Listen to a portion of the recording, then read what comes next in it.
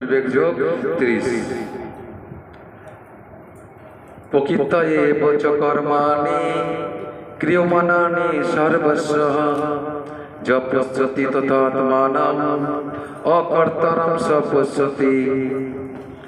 যিনি দর্শন করে যে দেহের দ্বারা কৃত সমস্ত কর্মে প্রকৃতির দ্বারা সম্পাদিত হয় এবং আত্মা হচ্ছে অকর্তা, তিনি যথাযথভাবে দর্শন করেন। কি বলছেন? যে যিনি দর্শন করেন যে দেহের দ্বারা সমস্ত কর্মই প্রকৃতির দ্বারা সম্পাদিত হয়। দেহের দ্বারা যে সকল কর্ম আমরা করছি সেটা প্রকৃতির দ্বারা সম্পন্ন হয়। তো প্রকৃতির দ্বারা কিভাবে সম্পন্ন হয়? প্রকৃতির গুণ কি কি বলুন, প্রকৃতির গুণগুলো কি কি? আচ্ছা, এগুলো আচ্ছা বলুন না, হ্যাঁ, প্রকৃতির 3টি গুণের দ্বারাই কিন্তু সব কর্ম হচ্ছে আমাদের। প্রকৃতির 3টি গুণ দ্বারা আমরা সব কর্ম করছি। যিনি দর্শন করছে দেহের দ্বারা কিন্তু সমস্ত কর্মে প্রকৃতির দ্বারা সম্পাদিত হয় এবং আত্মা কিছু কাজ করে। আত্মা কিন্তু অকর্তা, কোনো কাজ করে না। সে আত্মা হচ্ছে অকর্তা, তিনি যথাযথভাবে দর্শন করেন। আত্মা যে ভিতরে আছেন তিনি কিছু কষ্ট পায় না, কোনো কর্ম করে না, সেটা কিন্তু যিনি দর্শন করেন তিনি হচ্ছেন তিনি প্রকৃতি দর্শন করছেন। 31টা আমার সাথে বলুন। যদা ভূত পৃথক ভাবম একস্তম অনুপশ্যতি এব চ বিস্তারম ব্রহ্ম সম্পদত্তে তদা। যদা ভূত পৃথক ভাবম একস্তম অনুপশ্যতি তত এব চ বিস্তারম ব্রহ্ম সম্পদত্তে তদা। যদা ভূত পৃথক ভাবম একস্তম অনুপশ্যতি অতএব চ বিস্তারম ব্রহ্ম সম্পদ্যতে তদা। কোন বাচ্চা পড়ুন তাড়াতাড়ি। জীবগণের অবস্থিত তাদের বিস্তার দর্শন করেন, হ্যাঁ, তখন তিনি ব্রহ্ম বা ব্রহ্ম স্তরে তখন অবস্থান করেন। কখন? যখন বিবেকী পুরুষ জীবগণের পৃথক পৃথক অস্তিত্বকে একই প্রকৃতিতে অবস্থিত এবং একই প্রকৃতি থেকে তাদের বিস্তার দর্শন করেন, তখন তিনি ব্রহ্মভাব প্রাপ্ত হন। তাৎপর্যটা পড়ুন ঠাকুর মাতাজি, তাদের পড়ুন, জোরে পড়ুন। কেউ যখন দর্শন করতে পারেন যে জীব তার কামনা বাসনার ফলে নানা রকম জড়দেহ প্রাপ্ত হয় এবং আত্মা থেকে সেই জড়দেহ পৃথক, তখনই তিনি যথাযথভাবে দর্শন করেন। জড়জাগতিক জীবনে তাহলে এখানে জানতে পারলাম আমরা কেজন দর্শন করতে পারেন যে জীব তার কামনা বাসনার ফলে এই শরীরটা লাভ করেছি আমরা। যেমন যেমন কামনা বাসনা তেমন তেমন শরীর। তাহলে কামনা বাসনা কেমন করতে হবে? হ্যাঁ, কৃষ্ণকে করতে পারলে মানুষ কুকুর বিড়াল হয়ে যাবো আমরা। তাই বলছে জীব তার কামনা বাসনার ফলে নানা রকম জড় দেহ প্রাপ্ত হয়। তাহলে কামনা বাসনার পর শরীরটা পাই আমরা। আমরা যদি মনে মৃত্যুকালীন সময় মাছ করে মরি, তাহলে মাছের শরীর কিন্তু অবশ্যই পাবো আমরা। হ্যাঁ, আর মাংস করে যদি মরি তাহলে কি হবে? হ্যাঁ, তাই কি বলছে জীব যখন দর্শন করতে, কেউ যেমন দর্শন করতে পারেন, কেউ বলতে যারা ব্রহ্মপতি স্তরে অবস্থান করছেন, যে জীব তার কামনা বাসনার ফলে নানা রকম জড় দেহ প্রাপ্ত হয় এবং আত্মার থেকে জড় দেহ পৃথক, তখনই তিনি যথাযথ দর্শন করেন। জড়জাগতিক জীবের যে জড়জাগতিক জীবনে আমরা দেখি যে কেউ দেবতা, কেউ মানুষ, কেউ কুকুর, কেউ বেড়া ইত্যাদি, কিন্তু এটি হচ্ছে জড় দর্শন। কাউকে দেখছি বিড়াল, হ্যাঁ না, জড় দর্শন এটা। তাহলে যথার্থ দর্শন কোনটি? জীবন সম্বন্ধে জড় ধারণার ফলে জড় বিভেদ প্রতিবাদ হয়। জীবন সম্বন্ধে জড় ধারণার ফলে, জীবন সম্বন্ধে জড় ধারণা, যে জন্ম নিলাম আবার জন্ম পাবো, এই যে জড় ধারণা, তার ফলে কি হয়? জড় জীবন সম্বন্ধে জড় ধারণার ফলে জড় বিভেদ প্রতিপাত হয়। জড়দের বিনাশ হয়ে যাবার পর আত্মা কিন্তু একই রকম থাকে। আত্মার কোনো বিনাশ হয় না। জড় প্রকৃতির সংস্পর্শে আসার ফলে আত্মা নানা প্রকার শরীর প্রাপ্ত হয়। যে আত্মা চলে আসছে জড় জগতে, তখন নানা প্রকার শরীর প্রাপ্ত হয়। কে যখন তার দর্শন করতে পারেন, তখন তিনি দিব্য দৃষ্টি প্রাপ্ত হন। তাহলে এটা যখন দর্শন করতে সে তখন কি পায়? দিব্য দৃষ্টি প্রাপ্ত হন। এভাবে মানুষ পশু, বড় ছোট আদি পার্থক্য থেকে মুক্ত হয়ে তার চেতনা তখন পরিশুদ্ধ হয়। তাহলে দিব্য দৃষ্টি পাওয়ার ফলে কি লাভ হতে পারে? সবাই হচ্ছে কৃষ্ণের নিত্য দাস, আর আত্মার মৃত্যু হয় না। প্রত্যেকের শরীরে আত্মা আছে। তিনি তখন তার চিন্ময় স্বরূপে কৃষ্ণ ভাবনামৃতে উন্নতি সাধন করতে সক্ষম হন।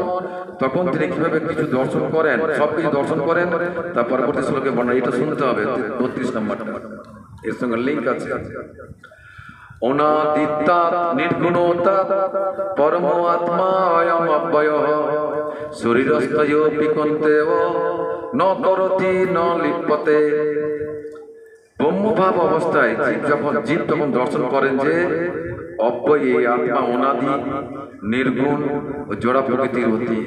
তাহলে আত্মা কেমন? নির্গুণ, অব্যয় এবং অনাদি, জড় প্রকৃতির অতীত। হে কুন্তেও, জড় দেহ অবস্থান করলেও আত্মা কোনো কিছু করে না এবং কোনো কিছুতে লিপ্ত হয় না।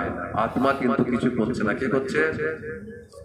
দেহ করছে। কার দ্বারা বললাম এখনই না? কার দ্বারা করছে বলো তুমি? বাচ্চা মেয়ে বলো, তোমার নাম জানি না। কার দ্বারা? আমি এখনই বললাম। হ্যাঁ, প্রকৃতির প্রভাবে। প্রকৃতির 3টি গুণ সত্য রজতম দ্বারাই কিন্তু আমরা কর্মগুলো করছি। কেউ যখন সকালে ভগবানের রান্না করছে, কেউ আবার নিজের ছেলে মেয়েদের রান্না করছে। বুঝে যাচ্ছে? হ্যাঁ, যে ভগবান যে রন্ধন করছে সে সাত্বিক ভাবে সত্য গুণের আছে। যে ছেলে মেয়েদের স্বামী হেনা তেনা রান্না করছে, তারা রজগুণ কিংবা তমগুণের রান্না করছে। বিভেদটা দেখে। তাই কি বলছে? জড়দের জন্ম হওয়ার ফলে মনে হয় যেন জীবের জন্ম হলো, কিন্তু প্রকৃতপক্ষে জীব শাশ্বত সনাতন, তার জন্ম হয় না। এবং জড়দেহে স্থিত হলেও সে গুণাতীত শাশ্বত, তার কিন্তু কিছু হয় না। তার হয় আত্মার জন্ম হয়,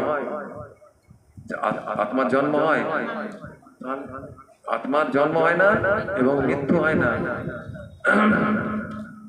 তাই কারো কখনো বিনাশ হয় না এবং তাই কখনো বিনাশ হয় না, তাই তার কখনো বিনাশ হয় না। সর্বত সে হচ্ছে আনন্দময়। আত্মা আনন্দময় কেন? জয় রাধা মদন গোপাল জি কি জয়। আত্মা আনন্দময় কেন বলুন দেখি, বলুন তোমাদের কি নাম? দীপা মাতাজি, বলুন আত্মা কেন আনন্দময়? বলতে হবে কেন? হ্যাঁ, পরমাত্মা থেকে এসছে বলে। পরমাত্মা যেমন আনন্দময়, তাহলে আমাদের ভেতর যিনি আছেন আত্মা, সেও আনন্দময়। তার কোনো সে গুণাতীত, শাশ্বত, স্বভাবত সে হচ্ছে আনন্দময়। সে নিজে কোনো রকম জড় কার্যে নিযুক্ত হয় না। তাই জড় শরীরের সংস্পর্শে আসার ফলে সে সমস্ত কার্য সম্পাদিত হয়, তা তাকে আবদ্ধ করতে পারে না। তাকে কিন্তু আবদ্ধ করে রাখতে পারে না।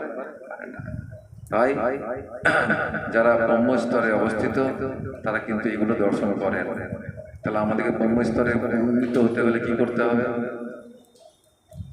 ব্রহ্মস্তরে উঠতে গেলে আমরা কি করতে হবে?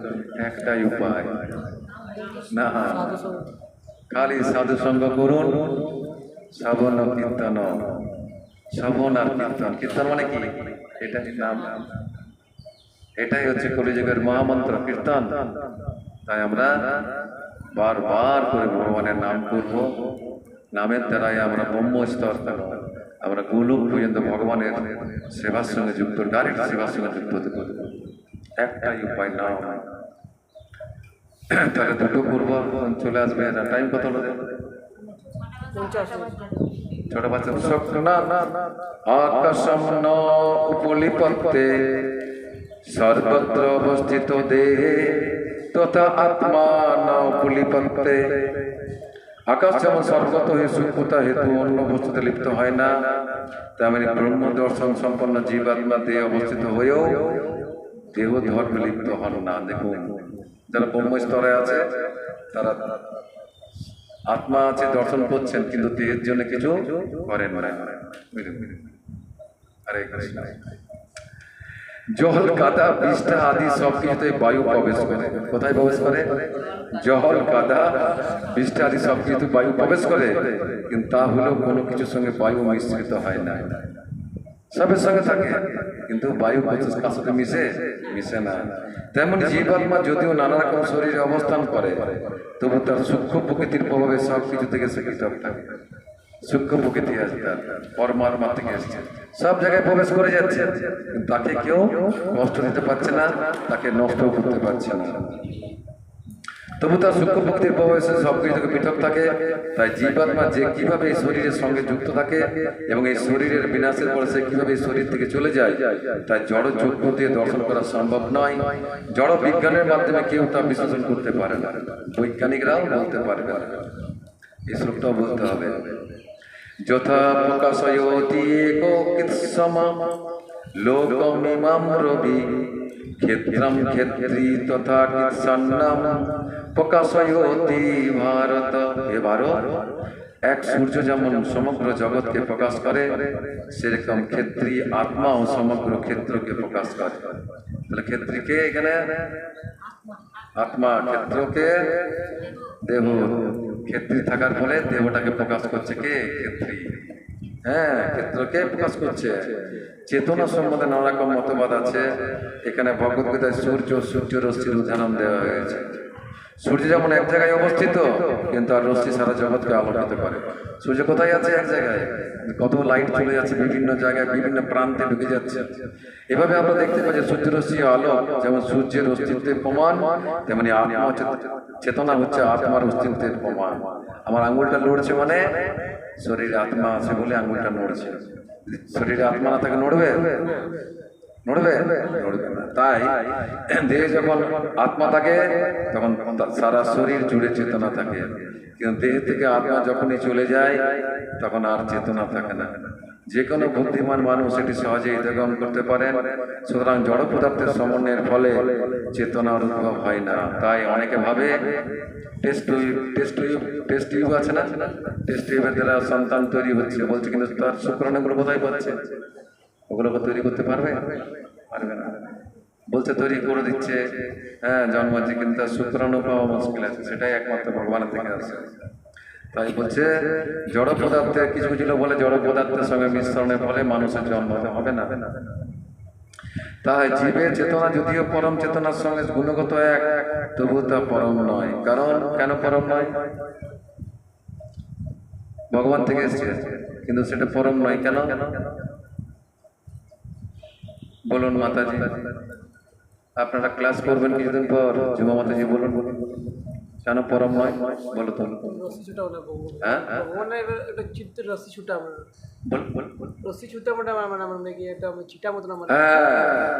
ভগবান আছেন বিভু, আমরা কি? তাই পরম নয়। কারণ একটি দেহের চেতনা অন্য দেহের চেতনার অনুসার হতে পারে না। কারণ আত্মা থেকে আত্মা সৃষ্টি হয় না। হয় কি? আমার শরীরে যে আত্মা আছে, আত্মা কোনো সৃষ্টি করতে পারবে না, কিন্তু ভগবানের থেকে ভগবান অনন্ত কোটি জীবকে সৃষ্টি করে দিতে পারবে। তাই সেটা পরম নয়। এবং ভগবান হচ্ছেন বিভু, আত্মা হচ্ছে অনু। একটি দেহের চেতনা অন্য দেহের চেতনার অনুসার হতে পারে না। তার প্রমাণ হচ্ছে আমাদের শরীরে যদি কোনো ব্যথা হয়, এর বুঝতে পারবে না। এর শরীরে ব্যথা আমি বুঝতে পারবো না, কিন্তু ভগবান সব কিছু জানেন কার শরীরে কি যন্ত্রণা হচ্ছে। কারণ তিনি হচ্ছেন পরমাত্মা, তিনি সব শরীরে তিনি আছেন। তাই জীবের বন্ধুরূপে যে পরমাত্মা প্রতিটি জীবের দেহে বিরাজ করছেন, তিনি সমস্ত শরীর সম্বন্ধে সচেতন। সেটি হচ্ছে বিভু চৈতন্য অনু চৈতন্যের মধ্যে পার্থক্য। তিনি হচ্ছেন বিভু আর আত্মা হচ্ছে অনু। ঠিক আছে? পুরো ক্লিয়ার হচ্ছে? বাস এই তিনটি শ্লোকের মধ্যে কোনো প্রশ্ন থাকলে আপনারা বলুন। 31, 32, 33